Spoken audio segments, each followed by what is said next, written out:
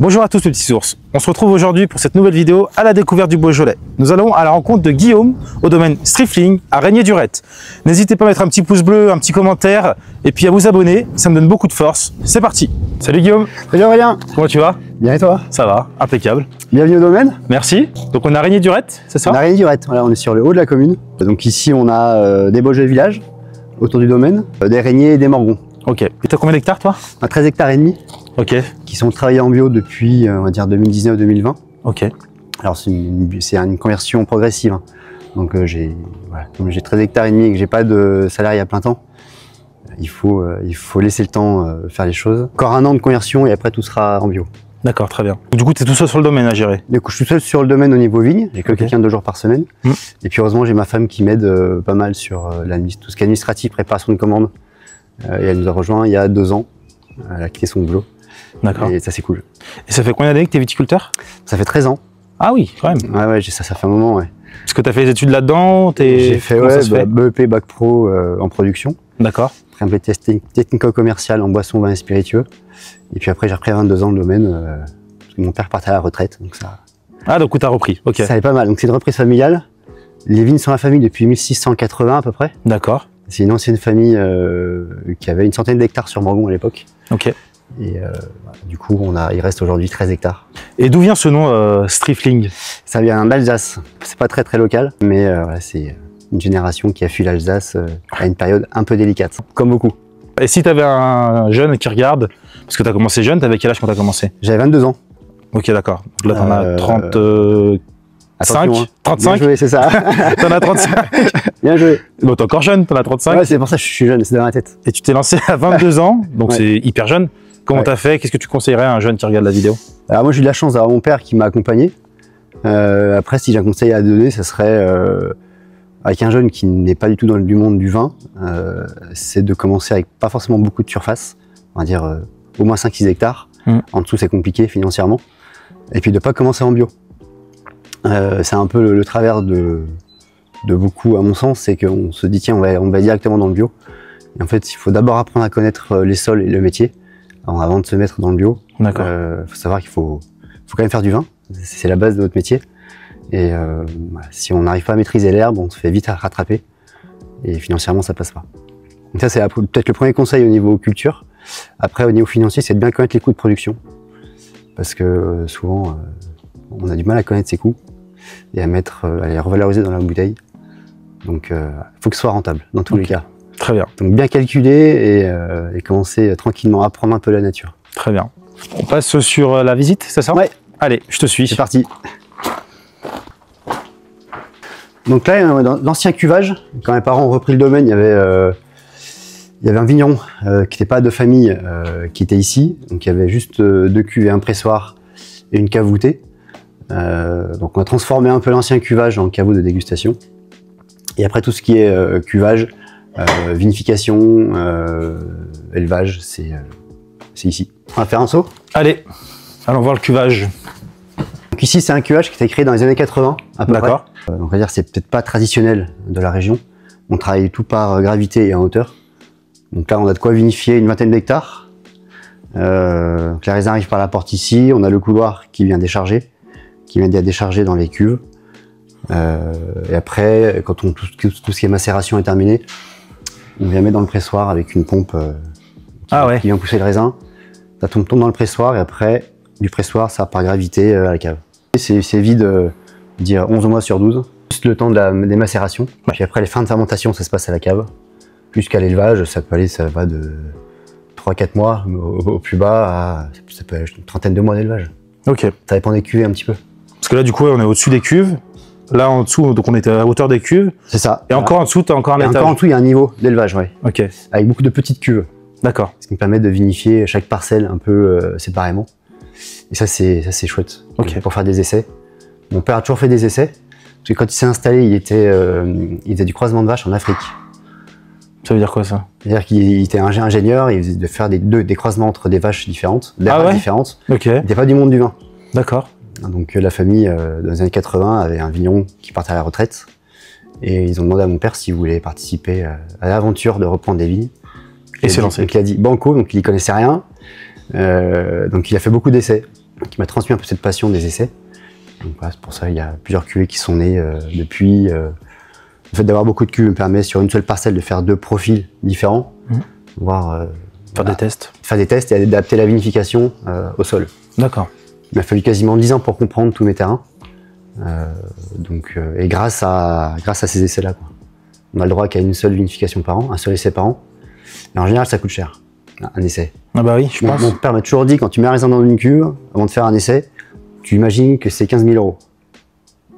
Comme ça, tu fais pas un essai comme ça, tiens, je me lève un matin, je vais essayer ça. Tu fais pas 10 essais, ouais. Tu réfléchis un petit peu, parce qu'il y a que c'est quand même de l'argent, en fait, on ne s'en rend pas compte. Mais ouais, c'est minimum 15 000 €, quoi. Ah ouais. Après, c'est pratique en bas, t'as des petites cuves, donc tu peux faire des petits essais, c'est bien. Ça, c'est bien. Ça, c'est pratique. Tu peux faire des petits essais. C'est pas forcément sur une grosse quantité. Non, c'est pas forcément le but. Aujourd'hui, on fait un peu de vente de raisins, de plus en plus de bouteilles, un tout petit peu de vente négoce quand on a trop de vin pour la bouteille. Tu essaies de faire combien de bouteilles à l'année à peu près? Alors, quand j'ai repris en 2012, on en faisait 8 000. D'accord. Là, on en fait 40 000. Belle. Ah oui. Et on peut en faire 70 000, quoi.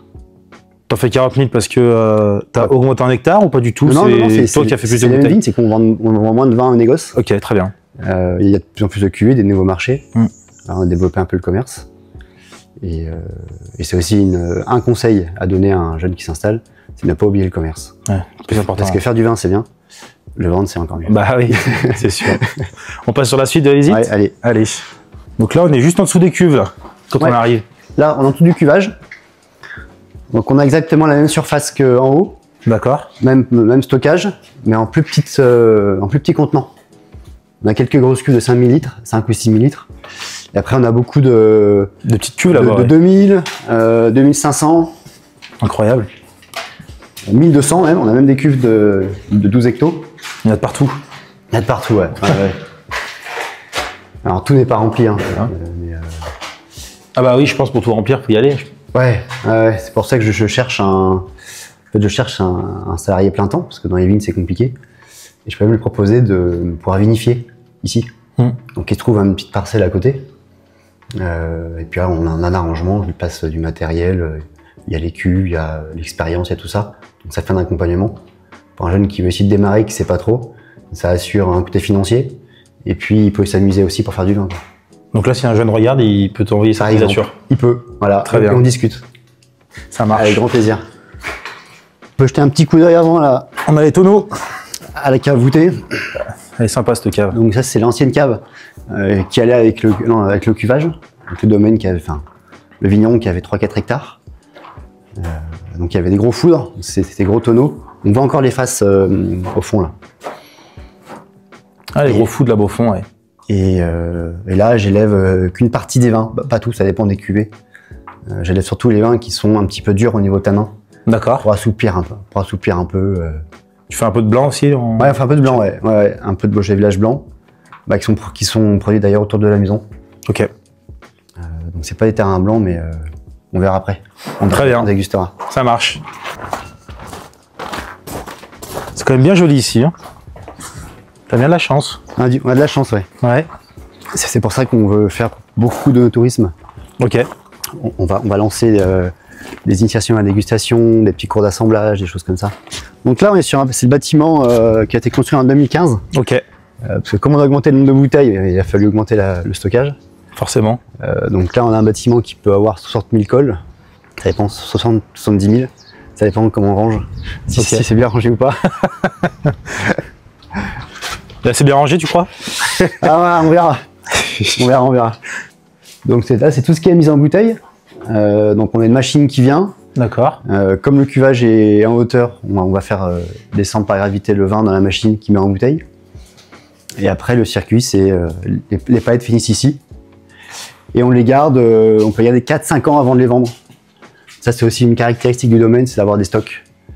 Okay. Aujourd'hui, on vend des vins, même des 2020, 2021. Donc c'est intéressant déjà pour montrer que les vins du Beaujolais se gardent. Parce que beaucoup pensent que ça ne se garde pas plus d'1 an, voire 2, quoi. Voilà, donc là, il y a des vins qui sont pas prêts, qui sont pas encore en vente. Et j'aime bien vendre que quand j'estime qu'ils sont bons. Très bien. Donc je peux sauter des millésimes. Par exemple, j'ai fait 2019 et 2021. Le 2020, qui était une année très chaude, Il était trop jeune à l'époque.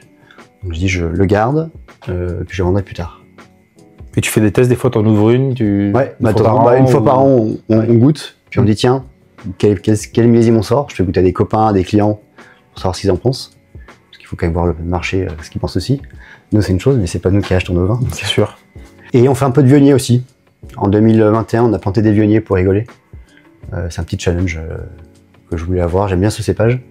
Puis c'est un cépage qui est assez difficile au niveau vigne et qui est aromatique. Donc la récolte se fait à la dégustation des baies. Ok. Si on en met trop tôt, trop tard, ça joue vachement. Et j'ai un copain dans les Côtes-du-Rhône qui, en échangeant, il me dit nous, il fait trop chaud pour le vionnier. Des choses qui sont trop chargées en alcool, trop riches. Par contre, chez vous, ça peut marcher. Ah, donc tu as fait le test. Donc je dis, allez, fais-le. j'en mets 7000 mètres pour rigoler et j'essaye. Très bien. Bon, bah c'est bien. Donc on verra.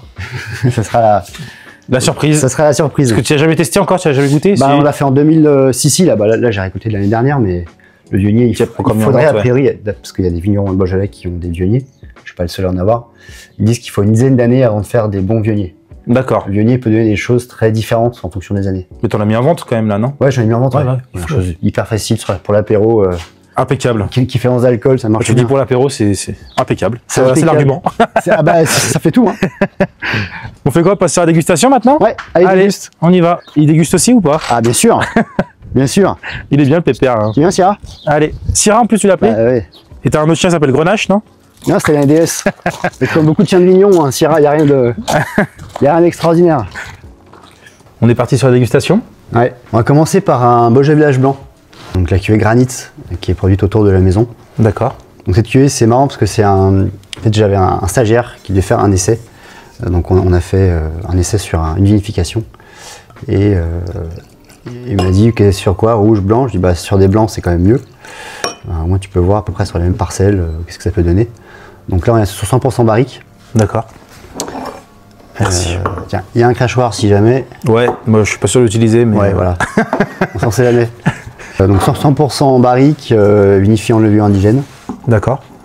Il y a assez peu d'élevage au final dessus. Donc c'est mis en barrique en septembre pour les vendanges et mis en bouteille en février. Ok. Et après l'élevage se fait en bouteille. Donc on a un profil qui est assez atypique. Dans le cuvage, ça sent beaucoup la poire William à un moment de vinification. Et on retrouve un peu ces notes dans celui-là. Un petit peu, ouais, ça se sent déjà au nez.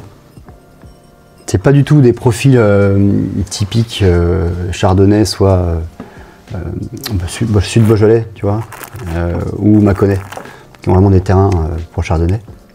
Là, les rendements sont assez faibles, comme c'est des terrains granitiques. Il est doux en bouche. Donc c'est assez facile à boire, c'est vin de repas. Ah, tu le mets sur un repas sur un poisson? Ouais, sur un poisson ou une viande blanche. C'est assez gras quand même. Une belle structure, une belle acidité qui permet de contrer certains plats qui peuvent être un peu riches au niveau crème. Là, tu mets un poulet à la crème. Ah ouais, tu me donnes faim. Après, c'est une cuvée qui représente 2300 bouteilles à peu près. Enfin, ça reste des micro-cuvées.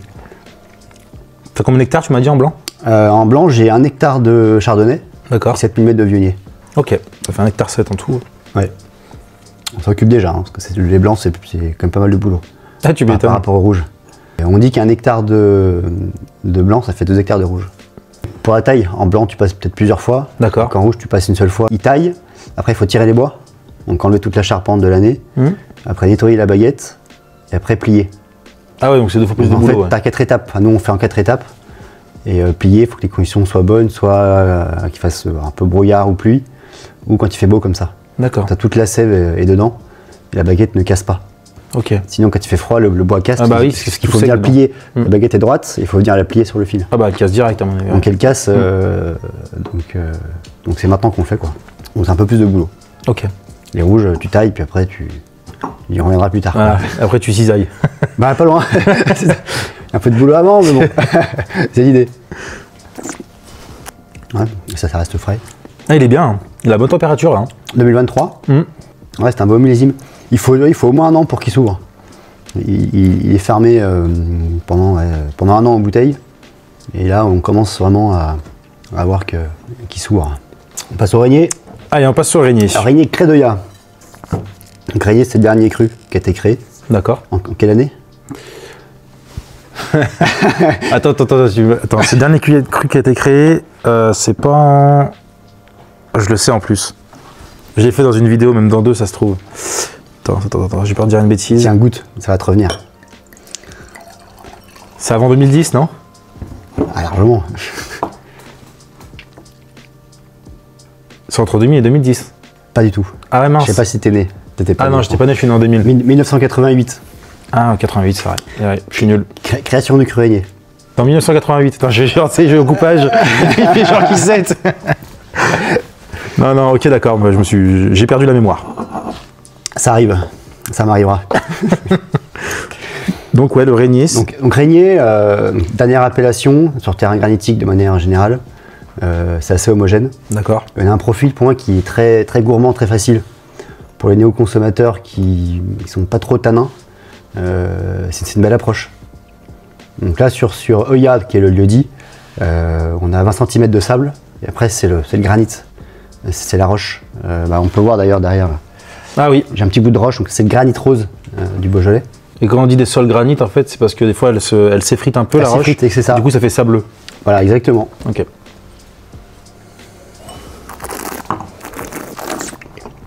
Du coup, ce vin-là, qu'est-ce que... Donc ça reste facile, on est sur c'est le fruit rouge du Gamay. C'est vinifié 100% en macération carbonique. D'accord. Semi-carbonique exactement. Pour avoir du fruit, on a 6-7 jours de macération. Pas plus. Après, je trouve qu'on a le côté rafle, le côté végétal qui arrive. Et ça, les tanins, je trouve qu'ils sont pas très agréables. Ah ouais? Les tanins de rafle sont jamais très agréables. Et c'est d'ailleurs l'énorme enjeu des macérations et du vigneron, c'est qu'il faut trouver le bon équilibre. On va dire, tiens, là, il y a des tanins de rafle qui arrivent, donc il faut presser avant. Il y a des terroirs que tu peux laisser macérer 3 semaines, rien ne sortira au niveau rafle. Moi, j'ai des terrains, au bout de 7-8 jours maximum, on a vite le côté végétal, quoi. Ok. C'est dû au fait que tu sois en bio ou Non, absolument pas. Je pense que c'est vraiment les terrains. Moi, j'en parlais avec des copains et ouais. ils me disaient, ouais, sur Fleury, je peux laisser macérer 3 semaines. Il n'y a jamais rien qui sort au niveau végétal. Donc c'est vraiment une compréhension des sols qui est nécessaire pour faire des vins à peu près toujours pareil, on va dire. Enfin, il y a le millésime qui change évidemment, mais le consommateur veut un vin régulier. Oui. Donc à nous de jouer aussi avec les terrains pour avoir la meilleure qualité, sortir le meilleur de la parcelle. Tu veux peut-être boire un coup, Landry, non? Non, c'est bon. Non.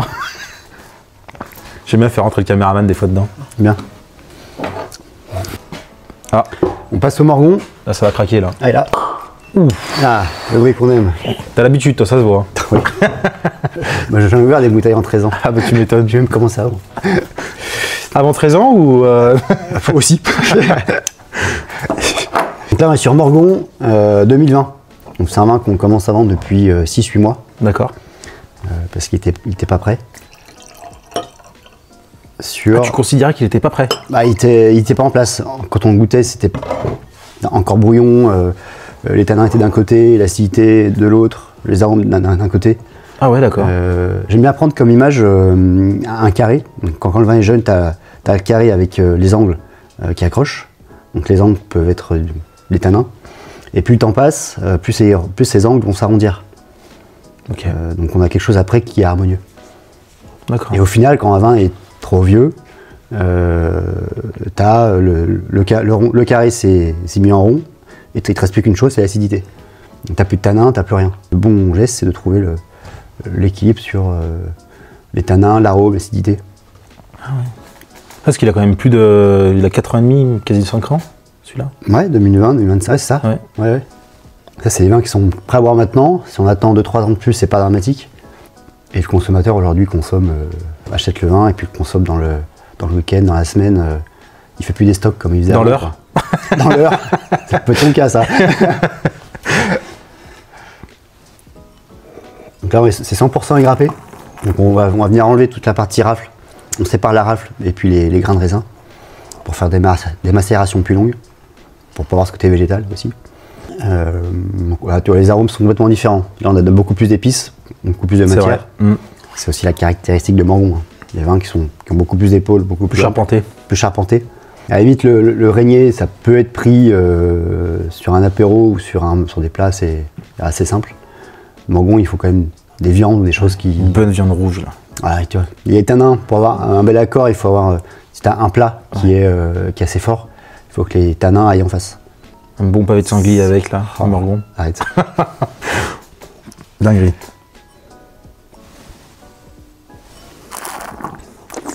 Il a légèrement plus de tanin que le régnier. Ouais. Un côté un peu plus séchant. En bouche, ouais. De temps en temps, on me dit, ah, ça sèche. Ça, c'est les tanins. Donc c'est intéressant, ça montre les tanins, c'est quoi? C'est le côté séchant en bouche. Souvent, on dit tanin, c'est quoi? On met des mots comme ça, tanin, astringent. En fait, on n'arrive pas à déterminer. C'est un assèchement un peu de la bouche. C'est pour ça qu'on fait des initiations à la dégustation, pour sortir le monde du vin qui est sur un piédestal aujourd'hui. Dire, arrêtez, vous dites, je connais rien au monde du vin, mais c'est pas ce qu'on vous demande de connaître. Déjà, c'est de dire, j'aime pas. Ça, c'est déjà beaucoup. Après, si vous pouvez aller plus loin, là, on peut commencer à prendre les familles d'arômes. C'est plutôt fruits rouges, plutôt floral, plutôt... Mais le vin, c'est pas très compliqué. C'est une question de mémoire et de mémoire olfactive, en fait. Voilà. Mais à un moment, on va sentir un des arômes, dire, ah, ça me fait penser à quelque chose, mais j'arrive pas à savoir quoi. Et voilà. Donc, tout le travail est de dire, tiens, ça me fait penser à par exemple, de la groseille que j'ai mangée. C'est ou la cerise ou la mûre, un peu, là. Ouais, on est sur la mûre, ouais. Plus la mûre, ouais.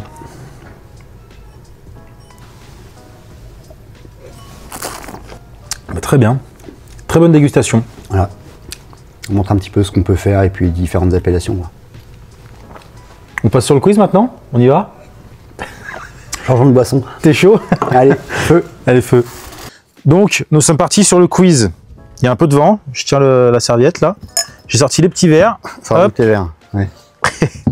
T'as mis les lunettes super vitesse? Ouais. Pour répondre correctement? Je suis prêt, là.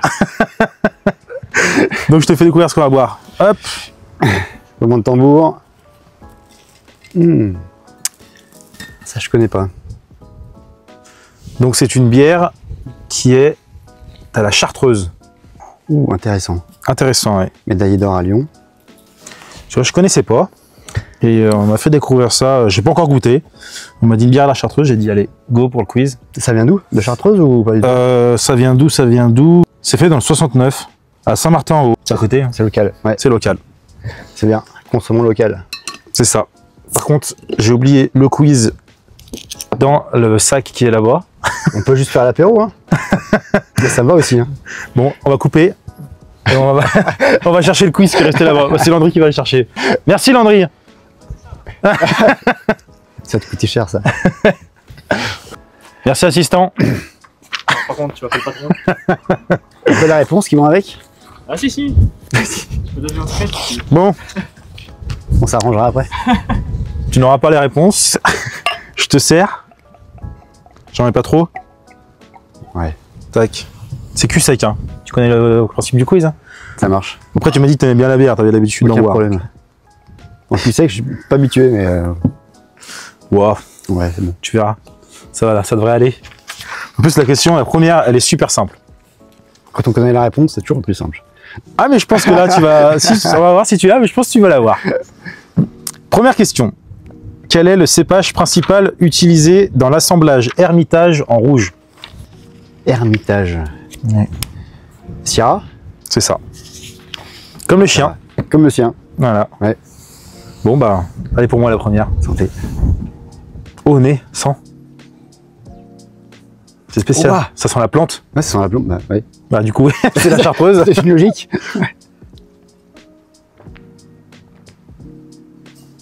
Ah, ça sent bon. C'est de la frappe. C'est la... Ah oui. Ah, c'est trop bon.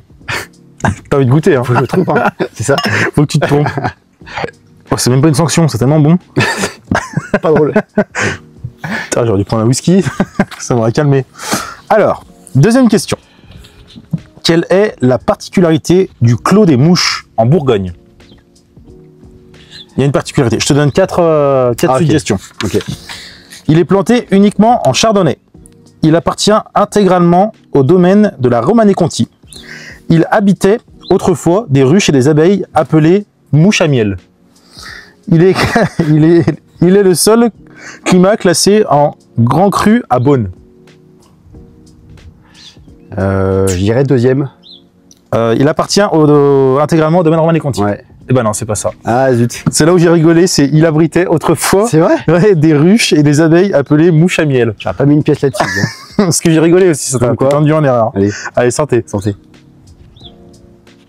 Tu vois, c'est extrêmement bon. C'est bon. Hein. Ouh, Qu'est-ce que t'en penses? super bon. T'as vu? Ouais. Je m'attendais à un truc beaucoup plus fort au niveau chartreuse, mais l'équilibre est bien.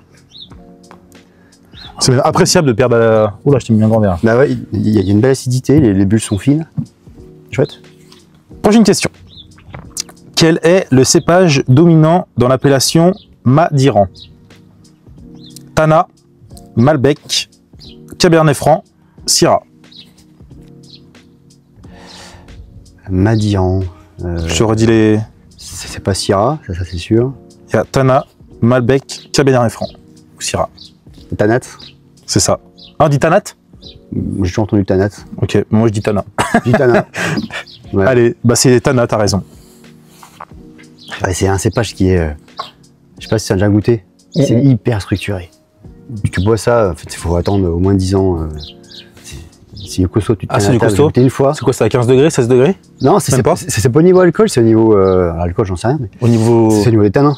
Ah ouais? C'est tellement. Ça te sèche la bouche, t'as plus de salive. Je me suis fait avoir une fois, on dit tiens, goûte ça. Je goûte. Et c'est un tanat qui avait 4-5 ans. Il ouais, c'est encore trop jeune. Il faut attendre 10 ans. Ah ouais? Comme quoi. Mais écoute, c'est très intéressant. Je goûterai un jour. Quatrième question. Ouais. Regarde pas, Regarde. hein, triche pas. Hein.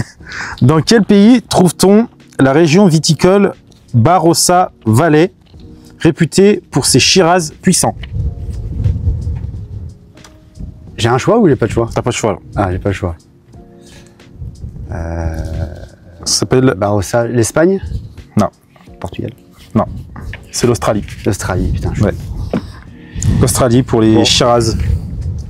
Ah, Ouais. Syrah. À toi.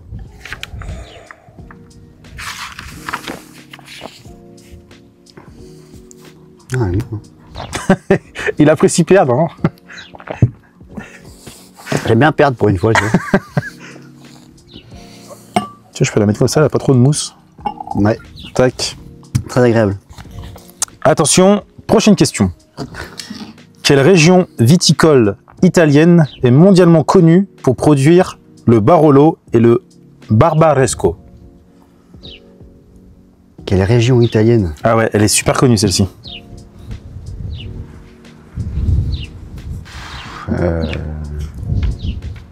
Pour perdre, j'irais le Piémont. Bah, c'est ça.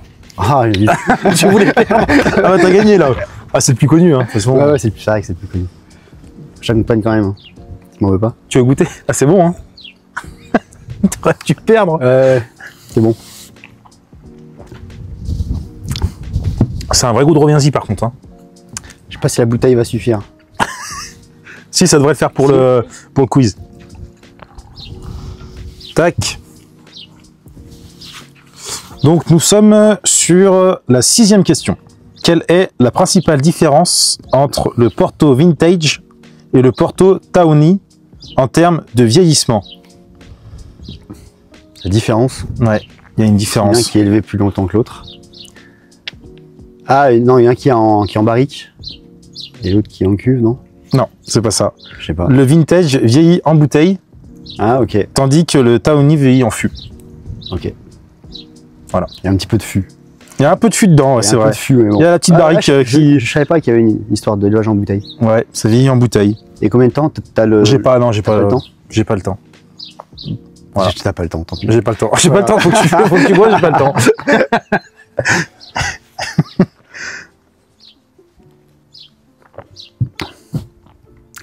Impeccable.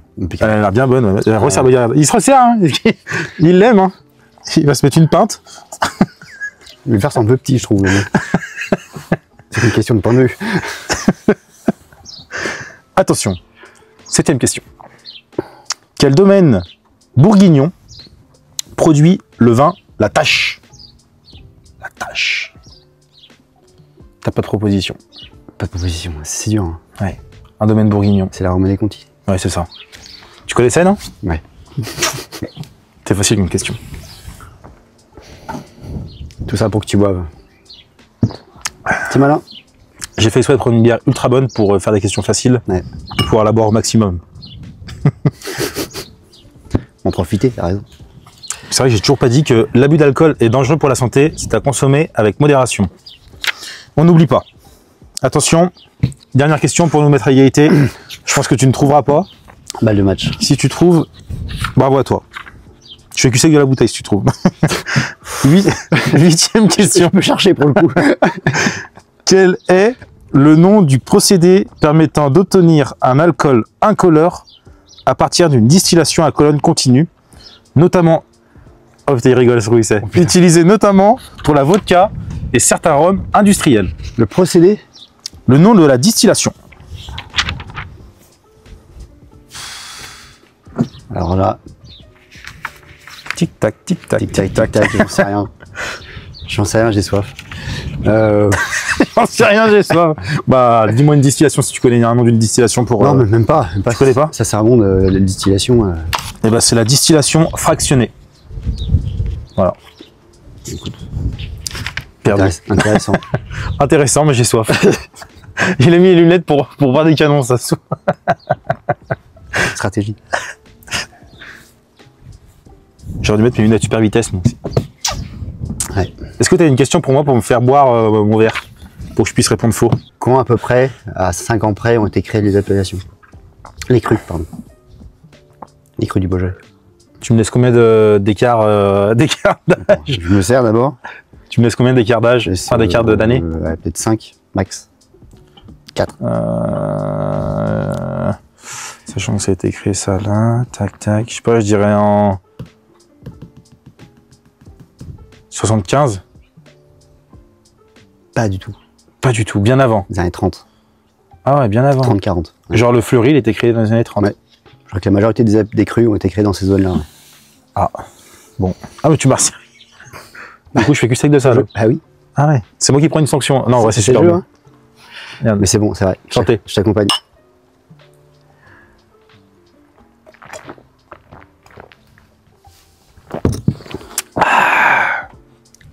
Elle est super bonne cette bière. Hein. Ouais. C'est pour le caméraman le reste? Non, je vais leur montrer Oui. à quoi elle ressemble. Quand même, hein. Ils en profitent. Elle est sympa, la liqueur de chartreuse. Ah ouais. Non, franchement, pas mal. On te fera goûter, Landry, il en reste. Parfait. Tiens, bois.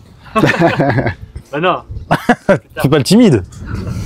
Bon, bah, en tout cas, merci de m'avoir accueilli dans ton domaine pour la vidéo. Avec plaisir. Merci Aurélien d'être venu. Merci Guillaume. À bientôt. Moi, je commence à bégayer, c'est pas normal, c'est de la bière ça. C'est sûr, c'est la chartreuse. Non, en tout cas, merci beaucoup. Et puis, n'hésitez pas, si vous voulez venir déguster les vins de Guillaume, bah, passez au domaine directement, ou il Aucun t'appelle, problème. un message Insta. Voilà. Ou... Alors, je suis pas tout le temps sur Insta, mais le téléphone, l'appel, ça marche bien. Voilà, sur Google, il marque Strifling, il Google, t'appelle. voilà, on fait des initiations à dégustation, des visites, on fait des mâchons. Là, on a pas mal fait de tourisme en ce moment. On développe ça. Très bien. D'où les événements là, au mois de juin, après la fête de la musique. Ça va être un gros événement juste là. Tu vas faire juste là. Bon, il faut imaginer avec de l'herbe, hein, Ouais. évidemment. De l'herbe, de la musique. Entre soirée afterwork tapas, mâchon, soirée on va dire, dans les vignes avec une côte de bœuf. Voilà. Que du bon. Que demander de plus? Voilà, un petit groupe de musique. Parfait. Et Impeccable. on sera bien avec une belle vue.